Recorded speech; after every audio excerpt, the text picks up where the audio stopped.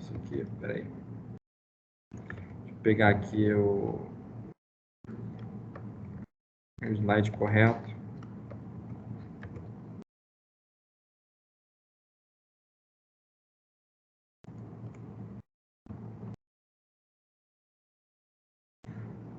Então vamos lá, falar um pouquinho de serviços digitais aí como máquinas de dados, né? Só um pouquinho de histórico, né? Olha lá, a gente ficou falando aqui de Web3, Web3, Web3, Web3. Aí vamos falar aí dos princípios, né? Primórdios, né? Então o que seria a Web 0, né? Vamos começar lá atrás, antes da gente chegar na Web 3, né? Sistemas de telefonia, onde tudo começou aí, comunicação digital, sistemas de telefonia. Uma pessoa quer falar com a outra, tá? Existia uma linha analógica entre dois pontos, tá? E a princípio, né, lá nos primórdios, né, existia aquela questão de telefonista, né? Isso aí se vocês já viram, isso eu não peguei, tá, gente? Assim, eu não tenho da minha idade isso. Talvez nossos pais, ou talvez nem nossos pais aí, que pegava o telefone, você tinha que falar com a telefonista para ela te ligar em outro ponto. Não tinha um número direto, tipo, cara, de ponto a ponto.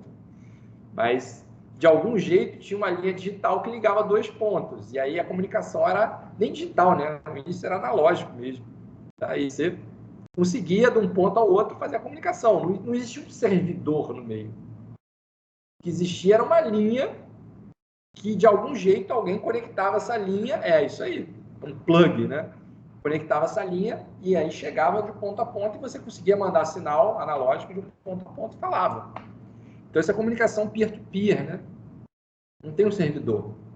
Então, assim, quando começou era assim, lá atrás, né? Então, não existia criptografia. Geralmente, criptografia só se você tivesse comunicação militar, né? Que era coisa que realmente corria risco de interceptação, né? Então, mas a pessoa normal falava ponto a ponto, lá atrás. Então, qual era a sua preocupação, por exemplo, de uma empresa estar interceptando teus dados para te vender um produto, para capturar? Porra, nenhuma. Isso não existia, entendeu? Então, assim, talvez o governo fazer grampo, né, telefônico, essas coisas. Mas, assim vai. Então, lá, isso era o Web 0. O que é o Web 1, né? As pessoas podiam ter os seus próprios servidores, ter uma máquina, ter um computador, né? Aí já é outra época, né? Poder ter um computador. Mas ainda era um computador, o servidor era teu. Não sei se você já tentou fazer isso alguma vez na vida, falar assim, pô, não quero depender de provedor, né? Você liga a tua máquina, deixa a tua máquina ligada e a tua máquina é o provedor. Você conecta na sua máquina. Então, muito antigamente era assim. Você podia ter, né? Por exemplo, uma universidade ter um computador, tá? E usar para se comunicar com outra universidade, uma coisa desse tipo. Ou até as próprias pessoas, né? Mas esse modelo é um modelo que ele é difícil de trabalhar, né? Porque nem todo mundo quer ter um servidor, nem todo mundo tem condição de ter. Tá? Mas ainda era comunicação ponto a ponto. Isso é chamado Web 1. Tá? Criptografia era usada com mais frequência também, mas não era uma coisa onipresente. Né?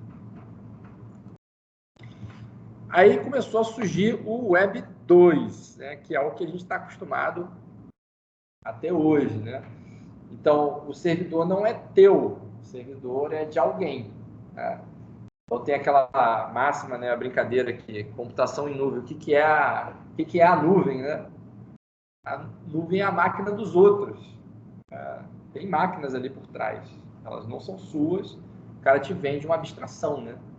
Mas tem máquinas dos outros por trás. Então, esses serviços, né, eles eram administrados por prestadores de serviços. E aí você envia as suas informações para eles, né, e eles guardam essas informações. Então, os usuários devem confiar nos provedores de serviços. E as garantias criptográficas, né, se referem a interações com o provedor de serviço e não com os pares. Né? Então, quando o cara fala para tu assim, né, tu vai lá mandar uma mensagem no WhatsApp, aí ele bota lá para você, tem criptografia ponto a ponto. Né? Mas de que ponto a que ponto? provavelmente do teu ponto até o servidor, né? Porque aí quando chega no servidor, ele pega o teu dado, faz o que ele quer com ele, né? Já experimentaram alguma situação assim, né? Tu tá falando perto do celular, né? Então tu manda mensagem sobre algum assunto, daqui a pouco vem a propaganda daquilo ali para tu. E quer dizer que não tem nada a ver, né? Que teu dado não foi lido ali para efeitos de marketing, né? Então, assim, muito difícil de acreditar, né? Bem difícil. Então, onde é que a gente usa isso hoje em dia?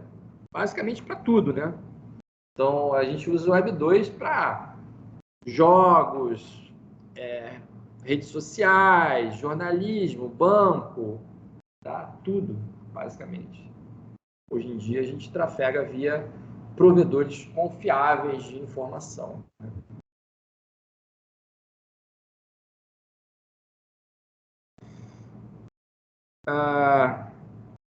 Como é que funciona, né? Tem um exemplo do Twitch, né? Como é que é o exemplo aí de confiança, né? Existe uma confiança básica, né? Acho que as empresas não abusam, porque se elas abusarem, as pessoas vão parar de usar o sistema, né?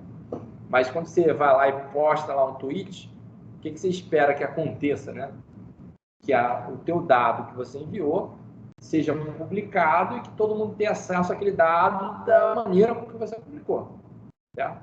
Acho que isso aí é o mínimo, assim, para o sistema garantir confiança para você, tá? Se um dia você mandar um tweet e ele te publicar alguma coisa modificada, né, que não foi exatamente o que você falou, acho que você nunca mais vai usar esse tipo de sistema. Tá? Então, assim, pelo menos as coisas básicas eles têm que fazer. Tá? O que pode acontecer com o Web 2, né, que ele está chamando aqui de modo Deus ativado, né? O servidor é o super user. Ele tem acesso a tudo no sistema, ele pode fazer o que ele achar, entre aspas, né? Porque ainda existe um contrato ali, né? Existe um governo por trás. Os caras não são completamente arbitrários, mas em determinadas situações existe, por exemplo, censura, né? A gente está vendo aí essa semana, né? Foi semana passada, né? E teve lá a questão do próprio Elon Musk com o Alexandre de Moraes e que o cara tá metendo pau em cima para poder desligar algumas contas, censurar algumas contas, né? Isso o governo federal do Brasil, né? Então, é possível fazer com sistemas Web 2 censurar a informação, restringir informações à interação de certos usuários, falha ao produzir dados solicitados, você não pode postar certas coisas, estado mutante opaco, né? Você pode modificar algumas informações, dependendo do que for a situação. Na verdade, em alguns casos, você não é permitido publicar certas coisas. Né? Tá?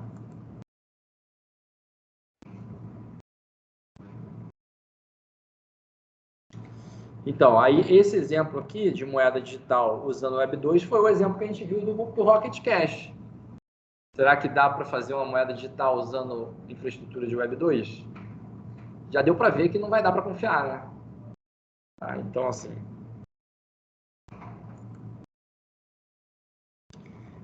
Por quê? Os provedores administram o data center, né?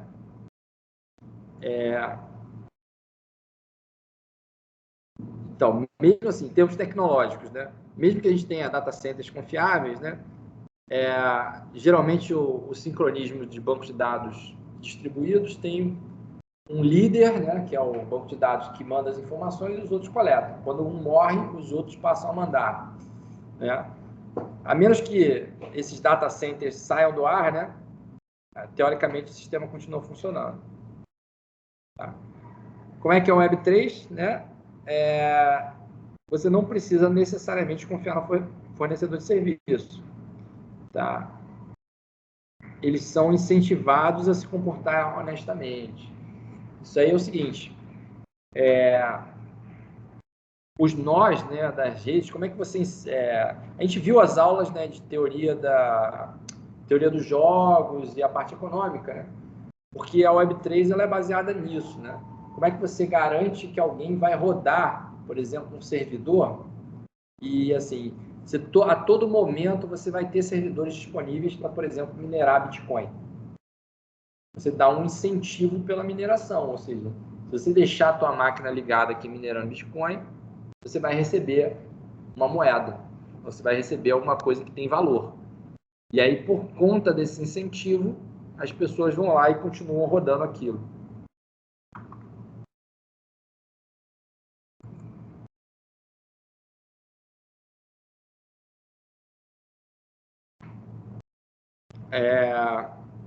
Tá.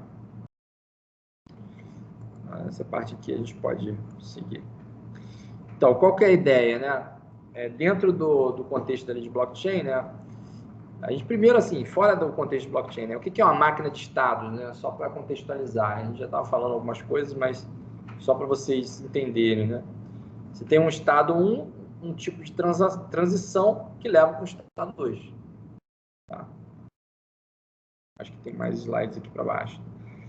Então, esse tipo de sistema, você pode mapear ele para o que a gente chama de sistema de transação rotulado, né? Ou LTS, que é onde você tem os estados e quais são as transações através de setinhas. Tá? Vocês já devem ter feito isso em alguma disciplina por aí, né? Parece muito com um diagrama de atividades. Assim. Existem também diagramas UML que são para modelar máquinas de estados. Ó, uma máquina de estados muito simples. Ou um interruptor com dois estados, ligado e desligado. Você vai ali, acende a luz e apaga a luz. Tá? Você tem um tipo de ação que chama toggle, né? Que é você clicar naquilo. E se ele está desligado, você clica, ele vai para ligado. Se você está ligado, você clica, vai para desligado. Tá? Como é que é a história de transações quando você faz um ciclo disso aqui, ó? Você faz um ciclo nessa máquina de estado, você pode desenhar isso aqui numa história linear, onde você tem o estado, qual é a transação que aconteceu e qual o estado que foi. Aí você tem de novo o estado, a transação que aconteceu, o estado que foi. Tá? Então, quando a gente fala de histórico de transações, é isso aqui, ó. É quais são os estados que você tem, quais são as transações de estados que aconteceram. Então, se você tiver, por exemplo, dinheiro digital, você pode fazer uma máquina de estado também desse tipo, né? Onde você tem dinheiro, né? Os saldos das contas, você tem alguma coisa que é gastar, né? E aí você tem um novo saldo das contas. Tá? Qual que é a questão aqui para você confiar nessa máquina de estados, né? Imagina que você quer implementar um sistema digital que vai ter esse tipo de transação de estado e que vai guardar essas informações de transação de dinheiro entre as pessoas. Por exemplo, um Rocket Cash ali. Aí digamos que a gente vai aqui montar uma panelinha nossa aqui e que a gente vai rodar o Rocket Cash e a gente vai trocar dinheiro, né? Só entre a gente. Beleza? A gente vai trocar dinheiro só entre a gente. Tá? Aí eu falo o seguinte, cada um tem a sua máquina. Quem é que vai rodar o servidor? O cara que for rodar o servidor, ele tem acesso ao sistema, ele pode ir lá e meter a mão no banco, né? Essas coisas. E aí, como é que a gente decide aqui quem é que vai rodar o servidor? Todo mundo vai querer rodar o servidor, né? Sabe qual é a solução tecnológica para isso? Todo mundo roda o servidor. Você faz uma arquitetura que não é client-server, você faz uma arquitetura que é peer-to-peer. Todo mundo é client e todo mundo é server. Então não tem essa de eu vou rodar o servidor. Eu vou rodar o servidor, você vai rodar o servidor, você vai rodar também, você também vai. Tá? E aí, para a gente gerar confiança nisso, a gente fala assim, não, todo mundo tem o seu. A gente só vai chegar num consenso qual é o estado comum. Tá? Através de algum algoritmo. Basicamente isso que é uma blockchain. Tá? É um sistema peer-to-peer, onde todo mundo tem acesso a todos os dados e os nós chegam a um consenso de qual é o estado global que é válido. Tá? E aí a confiança no sistema é dada por essa infraestrutura tecnológica. tá? E pela parte de criptografia também, que não permite que haja, te dá a garantia que só você vai gastar os seus fundos, entendeu? Esse tipo de coisa. E que ninguém vai conseguir mudar o histórico de transações. Beleza? Deu para entender por alto, assim, o conceito?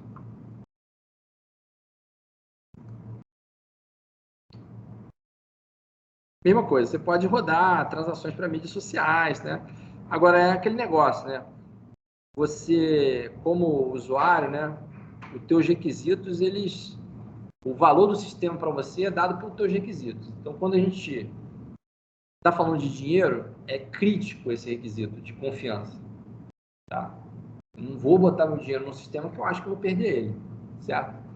Agora, quando você está falando de, por exemplo, postar informação em redes sociais, será que é crítico essa informação? Só muda o contexto. Vamos falar assim, em vez de a gente trocar dinheiro aqui, a gente vai trocar mensagens, beleza? A gente vai fazer aqui um sistema para a gente trocar mensagens só entre a gente. Aí eu vou falar assim, beleza. Então a gente vai chegar no mesmo consenso aqui. Quem é que vai rodar o servidor? Vai ter super usuários, poder de super usuário. Será que é crítico? Todo mundo tem que rodar no servidor? Falar assim, pois, se tu apagar minha mensagem, será que vai fazer tanta diferença na tua vida assim, se tu apagar a mensagem, do que se o cara pegar e roubar um dinheiro teu? Talvez não. Então, assim, você consegue implementar também em blockchain, né? Sistemas de troca de mensagens e tal. Mas, às vezes, tu vai falar assim, beleza, eu vou usar o Web2 porque, sabe, qual a diferença que isso aí faz para mim? Se o meu dinheiro for rodado, se a minha mensagem sumir, né? Talvez não faça tanta diferença. E assim vai, né? A gente pode modelar muitos tipos de sistema através de máquinas de dados compartilhadas, né? Exemplo também, fechadura, e assim vai.